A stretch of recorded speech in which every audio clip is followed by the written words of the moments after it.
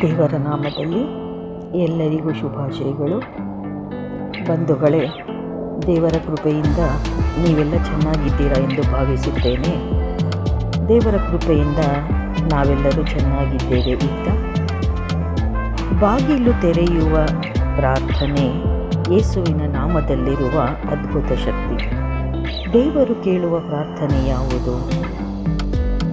ಇದು ಯೋಹಾನ 16:23 ಆಶಾದಾಯಕ ಸಂದೇಶವಾಗಿದೆ. ಪ್ರಿಯ ಸಹೋದರ ಸಹೋದರಿಯರೇ, ನಮ್ಮ ಕರ್ತನಾದ ಯೇಸು ಕ್ರಿಸ್ತನ ಅಮೂಲ್ಯ ನಾಮದಲ್ಲಿ ನಿಮ್ಮೆಲ್ಲರಿಗೂ ಪ್ರೀತಿಯ ವಂದನೆಗಳು. ನಮ್ಮ ಜೀವನದಲ್ಲಿ ಅನೇಕ ಬಾರಿ ನಾವು ಹೀಗೆ ಯೋಚಿಸುತ್ತೇವೆ, ನನ್ನ ಪ್ರಾರ್ಥನೆಯನ್ನು ದೇವರು ಕೇಳುತ್ತಿದ್ದಾನಾ? ನಾನು ಹೀಗೆ ಇನ್ನೂ ಎಷ್ಟು ದಿನ ಕಾಯಬೇಕು?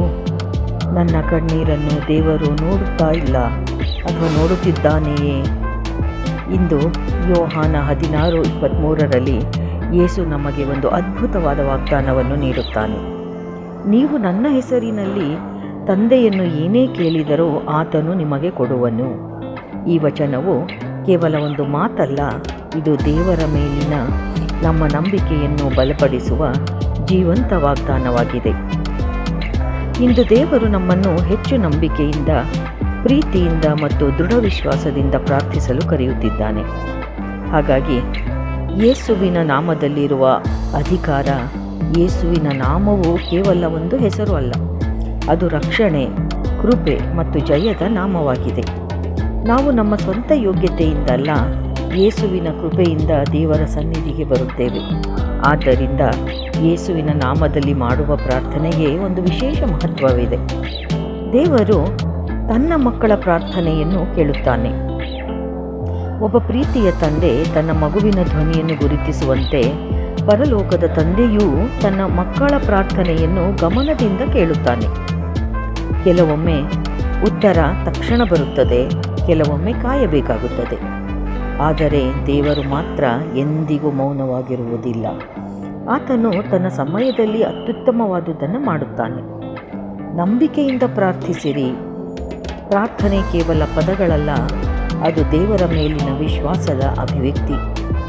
ನಂಬಿಕೆಯಿಂದ ಮಾಡಿದ ಪ್ರಾರ್ಥನೆಯು ನಮ್ಮ ಹೃದಯವನ್ನು ಬದಲಾಯಿಸುತ್ತದೆ, ನಮ್ಮ ಭಯವನ್ನು ದೂರ ಮಾಡುತ್ತದೆ ಮತ್ತು ದೇವರ ಚಿತ್ತಕ್ಕೆ ನಮ್ಮನ್ನು ಹತ್ತಿರ ತರುತ್ತದೆ.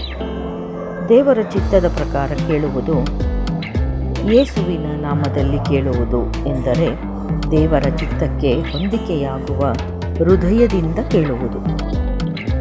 ದೇವರು ನಮ್ಮ ಆತ್ಮಿಕ ಬೆಳವಣಿಗೆಗೆ, ಕುಟುಂಬದ ಆಶೀರ್ವಾದಕ್ಕೆ ಮತ್ತು ನಮ್ಮ ಒಳಿತಿಗೆ ಬೇಕಾದುದನ್ನು ಸಂತೋಷದಿಂದ ನೀಡುತ್ತಾನೆ. ಉತ್ತರ ಬರುವವರೆಗೂ ನಂಬಿಕೆಯಿಂದ ಕಾಯಿರಿ. ಕೆಲವೊಮ್ಮೆ ದೇವರ ಉತ್ತರ ಹೌದು, ಕೆಲವೊಮ್ಮೆ ಇಲ್ಲ, ಇನ್ನೊಮ್ಮೆ ಇನ್ನೂ ಕಾಯಿರಿ ಆಗಿರಬಹುದು. ಆದರೆ ದೇವರ ಪ್ರತಿಯೊಂದು ಉತ್ತರದಲ್ಲೂ ಪ್ರೀತಿ ಮತ್ತು ಜ್ಞಾನ ಅಡಗಿದೆ. ಆದ್ದರಿಂದ ನಿರಾಶರಾಗದೆ ಪ್ರಾರ್ಥನೆಯಲ್ಲಿ ದೃಢವಾಗಿರಿ. ಪ್ರಿಯರೇ, ಯೋಹಾನ 16:23 ನಮಗೆ ಒಂದು ಅಮೂಲ್ಯ ಸತ್ಯವನ್ನು ಕಲಿಸುತ್ತದೆ. ಯೇಸುವಿನ ನಾಮದಲ್ಲಿ ಮಾಡುವ ಪ್ರಾರ್ಥನೆ ವ್ಯರ್ಥವಾಗುವುದಿಲ್ಲ.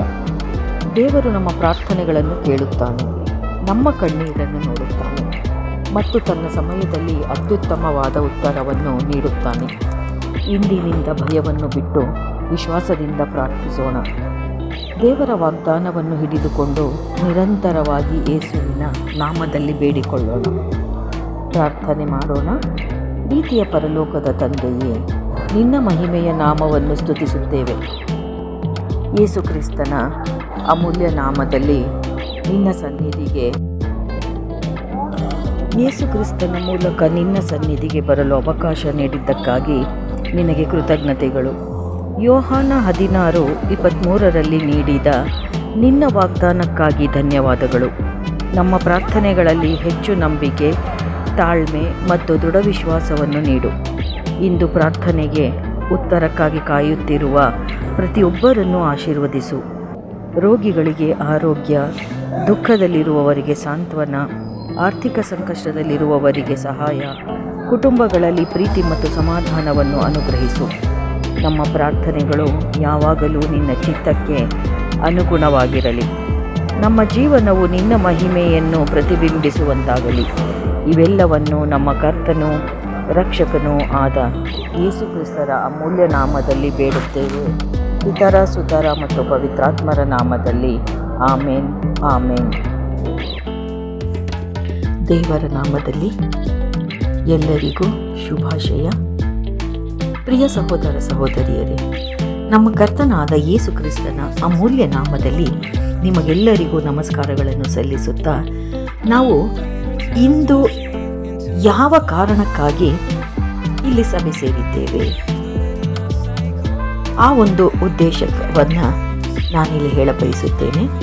ಬಹಳ ಮುಖ್ಯವಾದದ್ದು, ನನಗೆ ಮನಸ್ಸಿನಿಂದ ಮಾಡಬೇಕನ್ನಿಸಿದ್ದು ಇದು ಒಂದು ಪ್ರಾರ್ಥನೆ. ಎಲ್ಲ ಕ್ರೈಸ್ತರಿಗಾಗಿ, ನಾವೆಲ್ಲರೂ ಅಣ್ಣ ತಮ್ಮಂದಿರು, ಅಕ್ಕ ತಂಗಿಯರು, ಎಲ್ಲ ಕ್ರೈಸ್ತರಿಗಾಗಿ ಪ್ರಾರ್ಥಿಸಲು ಪ್ರಪಂಚದಾದ್ಯಂತ ಅನೇಕ ಕ್ರೈಸ್ತರು ಸಂತೋಷದಲ್ಲಿದ್ದಾರೆ. ಕೆಲವರು ಸಂಕಷ್ಟದಲ್ಲಿದ್ದಾರೆ, ಕೆಲವರು ಹಿಂಸೆ ಅನುಭವಿಸುತ್ತಿದ್ದಾರೆ, ಇನ್ನು ಕೆಲವರು ಆತ್ಮೀಯವಾಗಿ ದುರ್ಬಲವಾಗಿದ್ದಾರೆ ಮತ್ತು ಆಧ್ಯಾತ್ಮಿಕವಾಗಿಯೂ ಸಹ ದುರ್ಬಲರಾಗಿದ್ದಾರೆ. ಆದ್ದರಿಂದ ನಾವು ಒಗ್ಗಟ್ಟಿನಿಂದ ದೇವರ ಸನ್ನಿಧಿಗೆ ಬಂದು ಎಲ್ಲ ಕ್ರೈಸ್ತರಿಗಾಗಿ ಮಧ್ಯಸ್ಥಿಕೆ ಪ್ರಾರ್ಥನೆ ಮಾಡುವುದು ಅತ್ಯಂತ ಅಗತ್ಯವಾಗಿದೆ ಎಂದು ನನಗನ್ನಿಸಿತು. ಆದ್ದರಿಂದ ಈ ಪ್ರಾರ್ಥನೆ ಎಲ್ಲರಿಗಾಗಿ ಮಾಡೋಣ. ನೀವು ಸಹ ನನ್ನೊಂದಿಗೆ ಸೇರಿ. ಹೀಗೆ ಬೈಬಲ್ ನಮಗೆ ಹೇಳುತ್ತದೆ, ಒಬ್ಬರಿಗೊಬ್ಬರು ಪ್ರಾರ್ಥಿಸಿರಿ. ಯಾಕೋಬ 5:16. ಇಂದು ನಮ್ಮ ಪ್ರಾರ್ಥನೆಗಳ ಮೂಲಕ ದೇವರ ಜನರು ಬಲವಾಗಲಿ, ವಿಶ್ವಾಸದಲ್ಲಿ ಬೆಳೆಯಲಿ ಮತ್ತು ಪ್ರೀತಿಯಲ್ಲಿ ಒಂದಾಗಲಿ ಎಂದು ನಾವು ಬೇಡಿಕೊಳ್ಳೋಣ. ಹಾಗೆ ಕ್ರೈಸ್ತ ಜೀವನದ ಮಹತ್ವವೇನು ಎನ್ನುವುದನ್ನು ನಾವು ನೋಡೋದಾದರೆ, ದೇವಜನರೇ, ಕ್ರೈಸ್ತ ಜೀವನವು ಕೇವಲ ಒಂದು ಧರ್ಮವಲ್ಲ, ಅದು ದೇವರೊಂದಿಗೆ ಇರುವ ಸಂಬಂಧವಾಗಿದೆ. ಯೇಸು ಕ್ರಿಸ್ತನು ನಮ್ಮನ್ನು ಪ್ರೀತಿಯಿಂದ ಕರೆದಿದ್ದಾನೆ. ಯೇಸು ಕರೆಯುತ್ತಾನೆ ಅನ್ನೋದನ್ನು ನೀವು ಕೇಳಿರಬಹುದು. ನಾವು ದೇವರ ಮಕ್ಕಳು. ಇಂದಿನ ಲೋಕದಲ್ಲಿ ಅನೇಕ ಸವಾಲುಗಳು ಎದುರಾಗುತ್ತಿವೆ. ಪಾಪದ ಆಕರ್ಷಣೆ, ಆತ್ಮೀಯ ದುರ್ಬಲತೆ, ಕುಟುಂಬ ಸಮಸ್ಯೆಗಳು, ನಂಬಿಕೆಯ ಕೊರತೆ, ಇದು ಬಹಳ ಮುಖ್ಯವಾದಂತಹದ್ದು. ಹಿಂಸೆ ಮತ್ತು ವಿರೋಧ. ಆದರೂ ದೇವರು ತನ್ನ ಜನರನ್ನು ಎಂದಿಗೂ ಕೈ ಬಿಡುವುದಿಲ್ಲ. ಪ್ರತಿಯೊಬ್ಬ ಕ್ರಿಸ್ತನಲ್ಲೂ ವಿಶ್ವಾಸ ಹೆಚ್ಚಾಗಲಿ ಎಂದು ಕೇಳೋಣ. ದೇವರ ವಾಕ್ಯದಲ್ಲಿ ಅವರು ಬಲ ಹೊಂದಲಿ, ಪರಿಶುದ್ಧ ಜೀವನ ನಡೆಸುವ ಶಕ್ತಿ ಎಲ್ಲರಿಗೂ ಸಿಗಲಿ ಎಂದು ಸಹ ನಾವು ಇಂದಿನ ಪ್ರಾರ್ಥನೆಯಲ್ಲಿ ಆ ಒಂದು ಅಂಶವನ್ನು ಸೇರಿಸೋಣ. ಹಾಗೆ ಒಗ್ಗಟ್ಟಿನ ಅಗತ್ಯ ಯಾಕೆ ಬೇಕು ನಮಗೆ? ನಾವು ಯಾಕೆ ಪ್ರಾರ್ಥಿಸಬೇಕು? ನಮ್ಗೆ ಯಾಕೆ ಒಗ್ಗಟ್ಟು ಬೇಕು ಅನ್ನೋದಾದರೆ, ಯೇಸು ಹೇಳ್ತಾನೆ, ನೀವು ಒಬ್ಬರನ್ನೊಬ್ಬರು ಪ್ರೀತಿಸಿದರೆ ಎಲ್ಲರೂ ನೀವು ನನ್ನ ಶಿಷ್ಯರೆಂದು ತಿಳಿದುಕೊಳ್ಳುವರು. ಎಷ್ಟು ನಿಜ ಅಲ್ವಾ? ಇಂದು ಅನೇಕ ಕಡೆ ಭಿನ್ನಾಭಿಪ್ರಾಯಗಳು, ವಿಭಜನೆಗಳು ಮತ್ತು ಅಸೂಯೆಗಳು ಕಂಡುಬರುತ್ತವೆ. ಆದರೆ ದೇವರು ತನ್ನ ಸಭೆ ಒಂದಾಗಿರಬೇಕೆಂದು ಯಾವಾಗಲೂ ಬಯಸುತ್ತಾನೆ. ಹಾಗಾಗಿ ಎಲ್ಲ ಚರ್ಚುಗಳು ಒಂದಾಗಲಿ, ಪ್ರೀತಿ ಮತ್ತು ಕ್ಷಮೆ ತುಂಬಿರಲಿ, ಪರಸ್ಪರ ಸಹಾಯ ಮಾಡುವ ಮನಸ್ಸು ಬೆಳೆದುಕೊಳ್ಳಲಿ. ಕ್ರೈಸ್ತರೆಲ್ಲರೂ ಒಗ್ಗಟ್ಟಾಗಿದ್ದರೆ ದೇವರಿಗೆ ಮಹಿಮೆ ಹೆಚ್ಚಾಗುತ್ತದೆ. ಸಂಕಷ್ಟದಲ್ಲಿರುವ ಕ್ರೈಸ್ತರಿಗಾಗಿ ಪ್ರಾರ್ಥನೆಯನ್ನು ನಾವು ಸದಾಕಾಲ ಮಾಡಬೇಕಾಗುತ್ತದೆ. ಹಾಗಾಗಿ ಪ್ರಪಂಚದ ಕೆಲವು ದೇಶಗಳಲ್ಲಿ ನಾವು ನೋಡೋದಾದರೆ ಕ್ರೈಸ್ತರು ಹಿಂಸೆಯನ್ನು ಅನುಭವಿಸುತ್ತಿದ್ದಾರೆ. ಎಷ್ಟೋ ಸಂಗತಿಗಳು ನಮ್ಮ ಕಣ್ಣೆದುರಿಗೆ ಬರುತ್ತೆ, ನಮ್ಮ ಕಿವಿಗಳಲ್ಲಿ ಸುದ್ದಿಯಾಗಿ ಪ್ರತಿಬಿಂಬಿಸುತ್ತೆ ಅಲ್ವಾ? ಕೆಲವರು ತಮ್ಮ ನಂಬಿಕೆಯ ಕಾರಣದಿಂದ ಕಾರಾಗೃಹದಲ್ಲಿದ್ದಾರೆ, ಕೆಲವರು ಕುಟುಂಬಗಳಿಂದ ದೂರವಾಗಿದ್ದಾರೆ.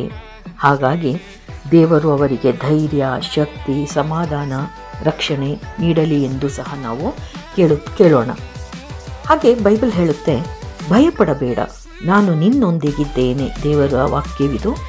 ನಾವು ಸುರಕ್ಷಿತವಾಗಿ ಆರಾಧನೆ ಮಾಡುವ ಅವಕಾಶ ಪಡೆದಿದ್ದೇವೆ. ಅದಕ್ಕಾಗಿ ದೇವರಿಗೆ ಕೃತಜ್ಞತೆ ಸಲ್ಲಿಸೋಣ. ಮತ್ತು ನಾನು ಸಹ ವೈಯಕ್ತಿಕವಾಗಿ ದೇವರಿಗೆ ಸ್ತೋತ್ರ ಮತ್ತು ಧನ್ಯವಾದಗಳನ್ನು ಸಲ್ಲಿಸುತ್ತೇನೆ ಮತ್ತು ಮಹಿಮೆಯನ್ನು ಸಲ್ಲಿಸುತ್ತೇನೆ. ಕಾರಣ ದೇವರು ಇವತ್ತು ಎಲ್ಲ ಕ್ರೈಸ್ತರಿಗಾಗಿ ಪ್ರಾರ್ಥನೆ ಮಾಡುವ ಅವಕಾಶವನ್ನು ನನಗೆ ಕೊಟ್ಟಿದ್ದಕ್ಕಾಗಿ ದೇವರಿಗೆ ಮಹಿಮೆ ಸಲ್ಲಲಿ. ಮತ್ತು ಯುವಕರಿಗಾಗಿಯೂ ಸಹ ನಾವು ಪ್ರಾರ್ಥನೆ ಮಾಡೋಣ. ಯಾಕಂದರೆ ಇಂದಿನ ಯುವಕರು ಅನೇಕ ಪ್ರಲೋಭನೆಗಳನ್ನು ಎದುರಿಸುತ್ತಿದ್ದಾರೆ. ಯಾವುದೆಂದರೆ ಕೆಟ್ಟ ಅಭ್ಯಾಸಗಳು, ವ್ಯಸನಗಳು, ತಪ್ಪು ಸ್ನೇಹಗಳು ಅಥವಾ ಕೆಟ್ಟ ಸ್ನೇಹಗಳು, ದೇವರಿಂದ ದೂರವಾಗುವ ಜೀವನ, ಹೀಗೆಲ್ಲ ನಮ್ಮ ಯುವಕರು ದಾರಿ ತಪ್ತಾ ಇದ್ದಾರೆ. ಬಹಳ ಮುಖ್ಯವಾಗಿ ಯಾರ್ಯಾರಿಗೆ ಟೀನೇಜರ್ಸ್ ಅಂತ ನಾವೇನು ಹೇಳ್ತೀವಿ ಅಂಥ ಮಕ್ಕಳಿದ್ದಾರೋ ಅವ್ರ ಕಡೆಗೆ ನಾವು ಹೆಚ್ಚು ಗಮನವನ್ನು ಇಂದಿನ ದಿನದಲ್ಲಿ ಕೊಡಬೇಕಾಗುತ್ತೆ.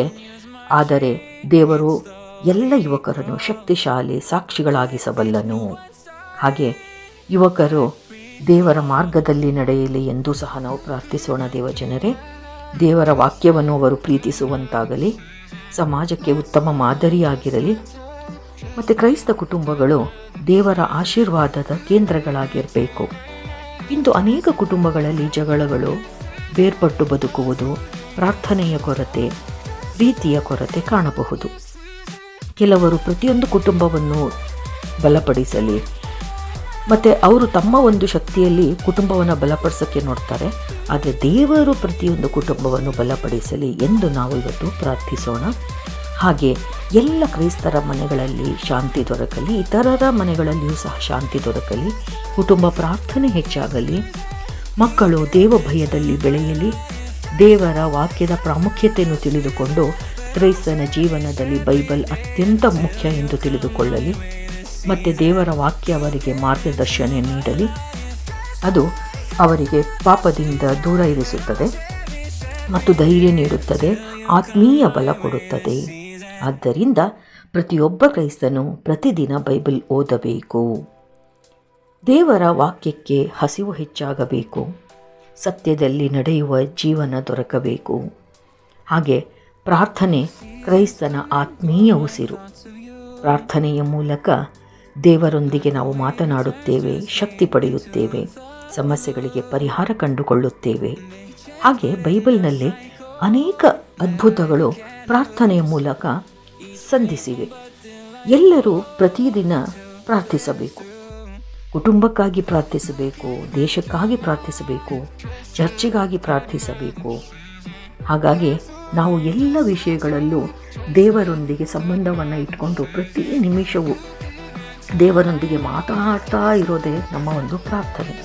ಪ್ರಿಯರೇ, ನಾವು ದೇವರ ಮಕ್ಕಳು. ದೇವರು ನಮ್ಮನ್ನು ಪ್ರೀತಿಸುತ್ತಾನೆ. ಯಾವ ಪರಿಸ್ಥಿತಿಯಲ್ಲಿದ್ದರೂ ಆತನು ನಮ್ಮೊಂದಿಗಿದ್ದಾನೆ. ಆದ್ದರಿಂದ ನಾವು ವಿಶ್ವಾಸದಲ್ಲಿ ದೃಢವಾಗಿರೋಣ, ಪ್ರಾರ್ಥನೆಯಲ್ಲಿ ನಿಷ್ಠರಾಗಿರೋಣ, ಪ್ರೀತಿಯಲ್ಲಿ ಒಂದಾಗಿರೋಣ, ಯೇಸುವಿನ ಸಾಕ್ಷಿಗಳಾಗಿರೋಣ. ದೇವರು ಎಲ್ಲ ಕ್ರೈಸ್ತರನ್ನು ಆಶೀರ್ವದಿಸಲಿ. ದೇವಜನರೇ, ಎಲ್ಲರೂ ಕಣ್ಣುಗಳನ್ನು ಮುಚ್ಚಿ ಯೇಸು ಸ್ವಾಮಿಯನ್ನು ಏಕಾಗ್ರತೆಯಿಂದ ನೋಡುತ್ತಾ ಕರಗಳನ್ನು ಜೋಡಿಸಿ ನನ್ನೊಂದಿಗೆ ಪ್ರಾರ್ಥಿಸಿ. ಪರಲೋಕದ ತಂದೆಯೇ, ನಿನ್ನ ಅಪಾರ ಪ್ರೀತಿಗಾಗಿ ನಿನಗೆ ಸ್ತೋತ್ರವಾಗಲಿ. ಇಂದು ನಾವು ಪ್ರಪಂಚದಾದ್ಯಂತ ಇರುವ ಎಲ್ಲ ಕ್ರೈಸ್ತರಿಗಾಗಿ ಪ್ರಾರ್ಥಿಸುತ್ತಿದ್ದೇವೆ. ಬಾ ತಂದೆ, ಬಂದು ನಮ್ಮ ಪ್ರಾರ್ಥನೆಯನ್ನು ಕೇಳಿ ನೆರವೇರಿಸು. ಅವರಿಗೆ ವಿಶ್ವಾಸದಲ್ಲಿ ಬಲ ನೀಡು. ಎಲ್ಲ ಕ್ರೈಸ್ತರಿಗೂ ವಿಶ್ವಾಸದಲ್ಲಿ ಬಲ ನೀಡು. ಸಂಕಷ್ಟದಲ್ಲಿರುವವರಿಗೆ ಧೈರ್ಯ ನೀಡು. ದುಃಖದಲ್ಲಿರುವವರಿಗೆ ಸಮಾಧಾನ ನೀಡು.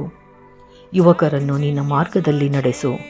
ಕುಟುಂಬದಲ್ಲಿ ಪ್ರೀತಿ ಮತ್ತು ಶಾಂತಿ ತುಂಬಿಸು. ಎಲ್ಲರ ಕುಟುಂಬದಲ್ಲಿ ಈ ವಿಡಿಯೋವನ್ನು ಕೇಳುತ್ತಿರುವಂತಹ, ನೋಡುತ್ತಿರುವಂತಹ ಎಲ್ಲ ಕ್ರೈಸ್ತರಲ್ಲದವರು ಸಹ ಎಲ್ಲ ಕುಟುಂಬಗಳಿಗೆ ಶಾಂತಿ ಸಮಾಧಾನವನ್ನು ನೀಡು.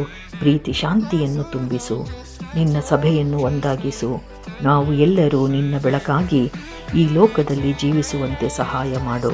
ಕರ್ತನಾದ ಯೇಸು ಕ್ರಿಸ್ತನ ನಾಮದಲ್ಲಿ ಬೇಡಿಕೊಳ್ಳುತ್ತೇನೆ, ಪಿತರ, ಸುತರ ಮತ್ತು ಪವಿತ್ರಾತ್ಮರ ನಾಮದಲ್ಲಿ. ಆಮೇನ್, ಆಮೇನ್.